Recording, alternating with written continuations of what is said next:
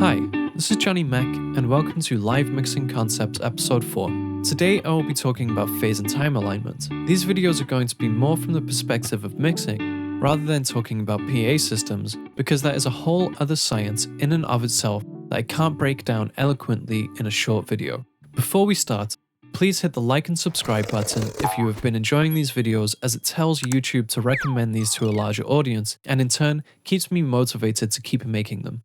Firstly, let's just explain phase. This is something that is covered in great depth by a lot of people more intelligent than myself, so feel free to do some deeper research. But to put it into basic terms, it is how multiple waveforms sum together. Here I have two sine waves at 440 Hz. To understand how these two waveforms will react when placed together is just a matter of simple math. If we take the peaks of our waveform and call it plus 100, and our lowest value is minus 100. When we sum these two waveforms together, we will get a doubling in volume. So rather than our waveform peaks and nulls being plus 100 and minus 100, they are now plus 200 and minus 200. But if we were to invert the phase of our second waveform, we would end up cancelling out every value, leaving them at zero, or in other words, silence. A similar thing is also true when we delay our second waveform. We are no longer completely cancelling the signal out, but reducing the volume instead. So now that we know that phase and time differences are our enemy, how can we put this into practical terms? Well, there are microphones all over the stage. If you have one signal that is spilling into multiple microphones, you're getting many multiples of that signal delayed at all sorts of random times. So surely, that would mean that we'd be getting a lot of cancellation all over the place, right? Well, it isn't quite that straightforward, and actually this could work to our advantage.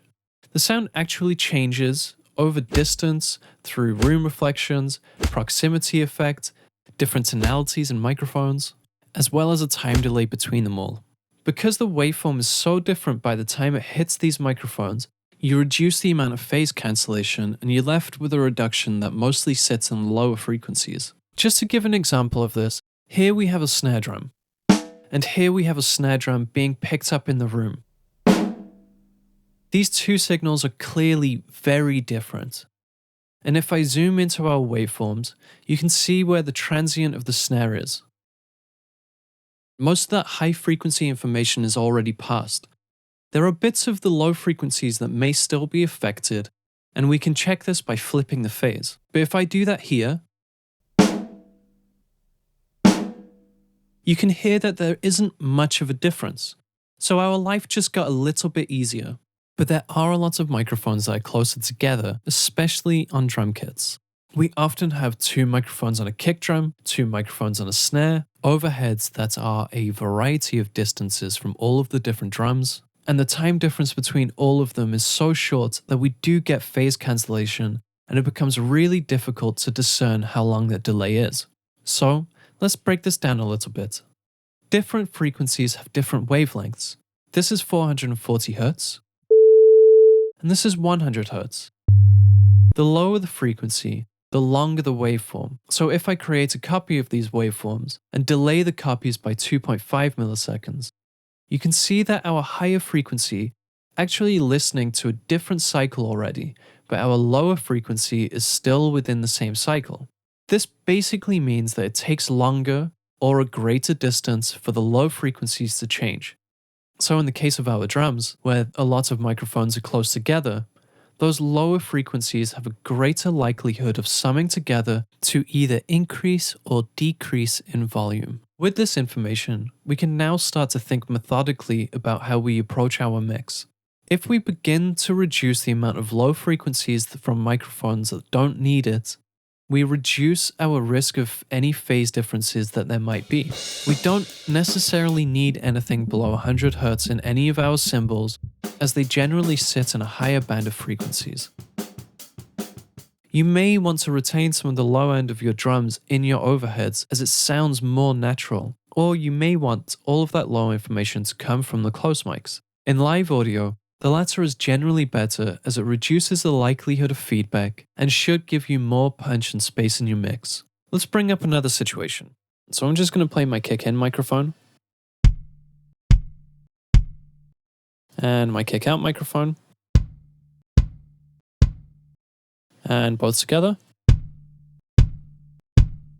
So it's a very natural sounding kick drum sound. Now I'm going to flip my phase and my kick out. And now we have a really scooped, sub-heavy kick drum sound. Which approach that you go for when you're flipping the phase here is very much based on what you're trying to achieve in your mix.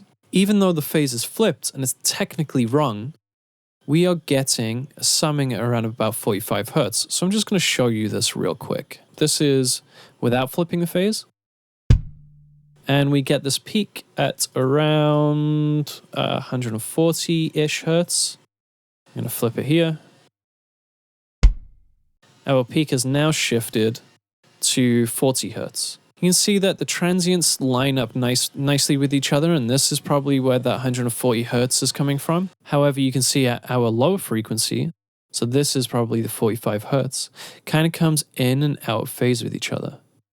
So you can see out phase here, out phase here, out phase here. So when we're flipping, you can't see it visually, but we're actually putting these peaks and nulls in line with each other around about 45 Hertz. We can either live with this, or we can try and get the best of both worlds. We can use a high pass filter on the kick in microphone to remove anything below, let's say like 250, and we can do a similar thing with the kick out. Not all consoles are going to have a low pass filter, but let's put this at around about 250 as well. So now our kick in is just handling the high end, and a kick out is handling the low end. And together they work like one. And then we can just use the volume to control how much click and how much low end there is.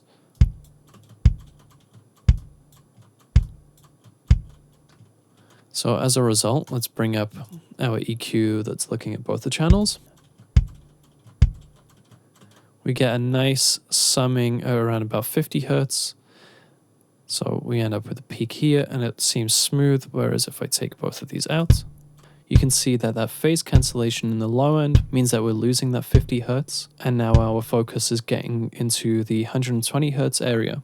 This way we keep our transients in phase, but we still retain all of that low end. Okay, so I'm going to step in here. I feel like it's important to mention that high pass filters and low pass filters do actually shift the phase of what you're applying them to. The same is kind of true for EQ in general, without adding a huge amount of latency. But we're not going to do a deep dive into that today. That will be for a later episode. Now, what if we are in a situation that we can't just high pass something out for that separation? Well, we can adjust our time difference. If I take our snare drum and overheads, the snare is going to bleed into those microphones no matter what you do. If I zoom into our transient, you can see that there is a time difference between the two that is shifting the overheads out of phase in our lower frequencies. The nulls are now on our peaks and vice versa. We can delay the time of our snare so that the frequencies sit on top of each other. There is a formula to calculate this time difference. Time equals distance divided by speed. We can find our distance with a measuring tape, and we know that the speed of sound is 343 meters per second. So in my case, the overheads were roughly 1 meter away from the snare, and if we divide that by 343, we get 0.0029. If we multiply that by 1000, we get the answer in milliseconds, which is 2.9 milliseconds. Now if I delay my snare by this value, you can see that the transients are now on top of each other, and we have removed any potential phase differences. I'm just going to play it before and after.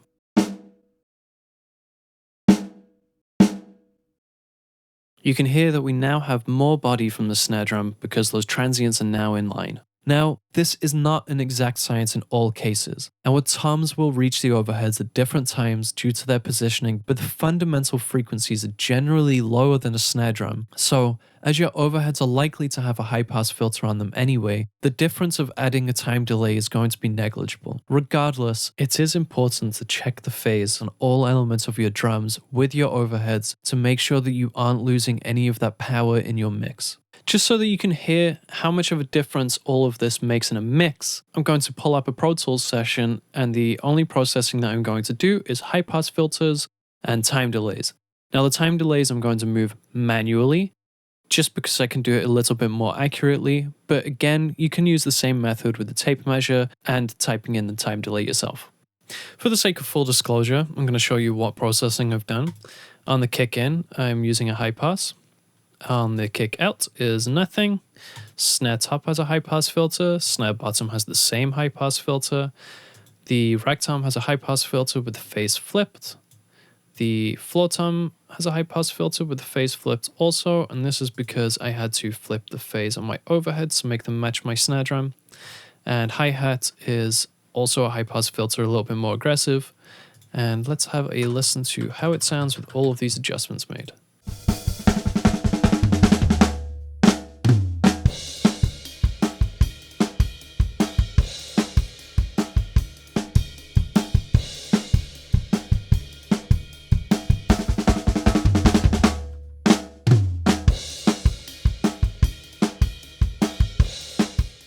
Thank you so much for reaching the end of this video, and I really appreciate all of your support. Don't forget to hit the like and subscribe, as it really does help these videos reach a larger audience. Our next episode is going to be all about internal routing and how it can either support our mixes or have them completely fall apart. Thanks again for watching, and I will see you next time.